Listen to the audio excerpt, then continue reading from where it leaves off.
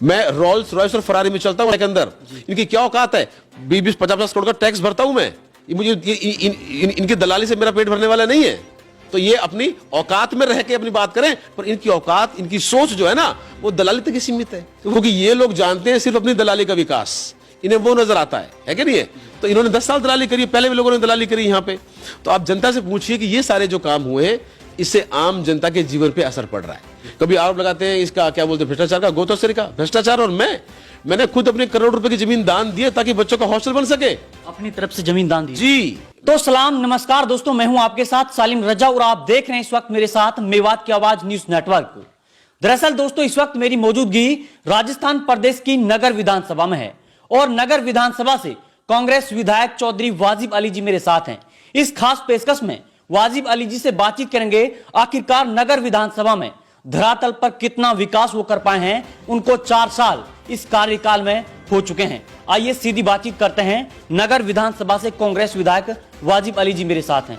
Sir, बहुत बहुत स्वागत है आपका। बहुत बहुत शुक्रिया सलीम जी, और मेवात की आवाज के सुनने वालों को भी बहुत बहुत सलाम जी। सर, 4 साल का वक्त आपका हो चुका है। इस 4 साल के वक्त में क्या तब्दीली नगर विधानसभा में हो पाई है? 4 साल के अंदर नगर विधानसभा के अंदर जितना प्रशासनिक सिस्टम था जी, वो पिछले 40-50 साल में जो था उसके बराबर, उससे ज्यादा खड़ा हो चुका है। चाहे वो कॉलेज की बात करें, चाहे शिक्षा की बात करें, चाहे हम चिकित्सा की बात करें, चाहे हम बिजली की बात करें, बाकी प्रशासनिक जो चीजें होती हैं, जितना पहले था उससे ज्यादा सिर्फ इन 4 सालों में खड़ा हो चुका है और धरातल पे है और चालू है। आप जाके देख सकते हैं चारों तरफ।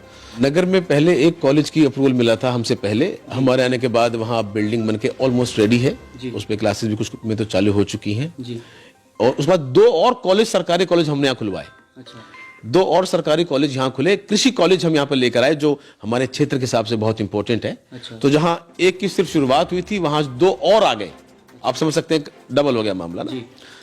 हमारे यहाँ सिर्फ नगर विधानसभा में 30 बेड अस्पताल था, आज वो उप जिला अस्पताल बन चुका है। जिले का दूसरा सबसे बड़ा अस्पताल नगर में बन रहा है और काम चालू हो चुका है। डॉक्टर्स वहां बैठे हैं, जहां पहले 1-2 डॉक्टर रहते थे, आज 12-12 डॉक्टर हमारे नगर में बैठे हैं। 20,000 पेशेंट की आईपीडी हुई है। 20,000 पेशेंट नगर के अंदर जो भर्ती हुए, उसमें अगर सुविधाएं नहीं होती तो 20,000 लोग इलाज कैसे पाते? जहां पहले 4,000 होते थे साल में, पिछले साल का डाटा आप जाके देखिए 20,000। तो चीजें हुई हैं, तभी तो धरातल पे है ना। नगर के अंदर जो है एडीजे कोर्ट, हमारे नगर डीग लगता था, डीग से नगर का एडीजे कोर्ट हटवा के नगर के अंदर एडीजे कोर्ट आ गया है।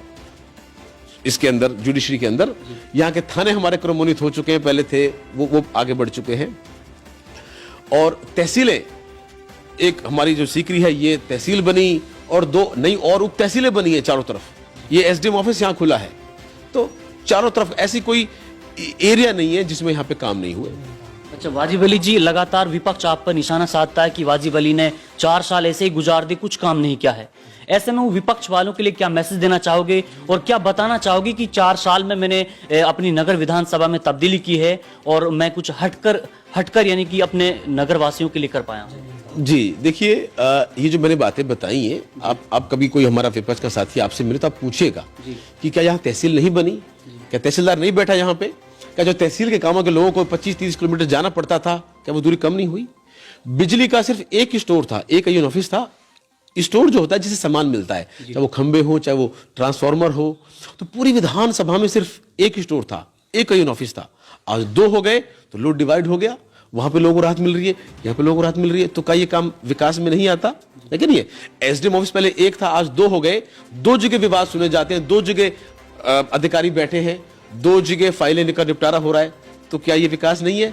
जहां जालूकी और खो के लोग डिग जाते थे, जालूकी के लोग नगर आते थे अपने काम कराएंगे, आज वहां उप तहसील बन चुकी है और उप तहसील नायब तहसीलदार बैठ चुके हैं, रजिस्ट्री चालू है, जाके कराइए रजिस्ट्री।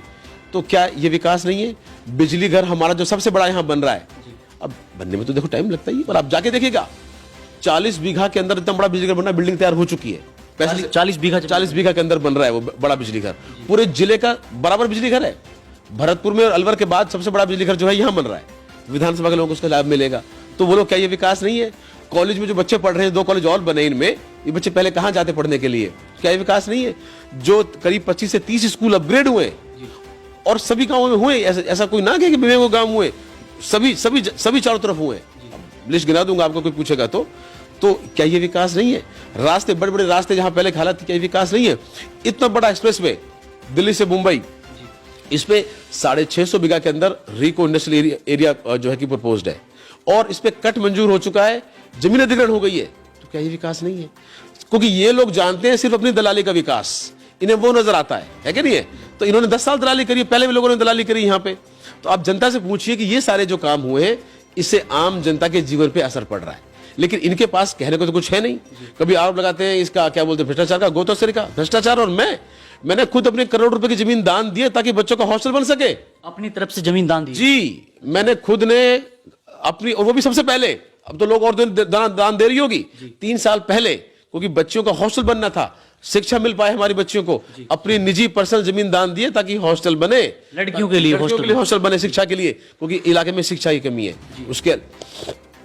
तो ये लोग मुझसे कहते हैं कि मैं भ्रष्टाचार कर सकता हूं, जिनकी जिंदगी गई। मैं रोल्स रॉयस और फरारी में चलता हूं ऑस्ट्रेलिया के अंदर, इनकी क्या औकात है? 20-50 करोड़ का टैक्स भरता हूं मैं, मुझे इनकी दलाली से मेरा पेट भरने वाला नहीं है। तो ये अपनी औकात में रह के अपनी बात करें, पर इनकी औकात, इनकी सोच जो है ना, वो दलाली तक ही सीमित है, वो कमीशन तक ही सीमित है। सर, पिछले स्तर के मुकाबले में एजुकेशन कितना % ठीक हो पाया? देखिए, स्कूल अपग्रेड हुए, कॉलेज बने, तो जो पहले से जो बच्चों को जो चीजें वो मिल तो रही हैं, शुरुआत तो हुई है, पर ये हमारा क्षेत्र बहुत पिछड़ा था, बहुत पहले से यहाँ काम करते।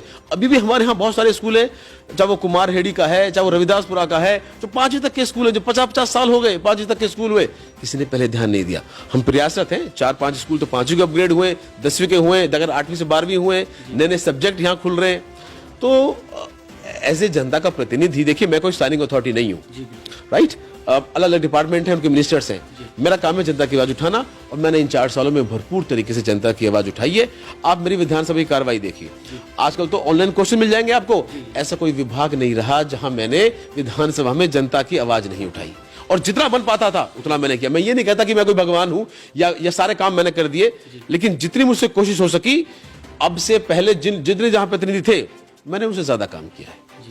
सर, क्या मैसेज देना चाहोगे लोगों के लिए? जिस तरीके से आपने इस 4 साल के कार्यकाल में वर्क किया है, लोगों ने आपके ऊपर जिस तरीके से भरोसा जताया, वोट दिया, आपको नगर विधानसभा से विनर बनाया, तो क्या लगता है आने वाले चुनाव में 1 साल बच रहा है, क्या लगता है इस बार भी आपको विनर बना पाएंगे? देखिए, जनता ने हम पे विश्वास किया था विकास के लिए जी। अगर मेरी जाति पे बात होती तो जाति पे हम चुनाव कभी नहीं, ना तो जीत सकते हैं, ना कोई और जीत सकता है, और विपक्ष के पास कोई मुद्दा नहीं है। अब वो आने वाले वक्त में इस तरह के मुद्दों को हाईलाइट करने की कोशिश करेंगे, हिंदू मुसलमान के नाम पे, इसके नाम पे, बजरंग दल, ये दल वो दल, क्योंकि इनके पास काम की बात नहीं है। ये काम की बात करें, ये कहें कि साहब ये तो तहसीलें बनी, यहाँ का जनता के काम नहीं हो पा रहे, बिजली घर जो बन रहे हैं इससे कोई काम नहीं हो पा रहा।